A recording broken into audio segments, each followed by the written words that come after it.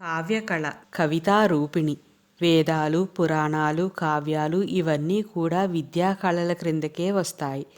రామాయణాది ఇతిహాసాలు, అభిజ్ఞాన శాకుంతలం మొదలగు నాటకాలు, రఘువంశాది గ్రంథాలు మొదలైనవన్నీ కావ్యాల క్రిందకే వస్తాయి. కావ్యాలు రసప్రధానంగా ఉంటాయి.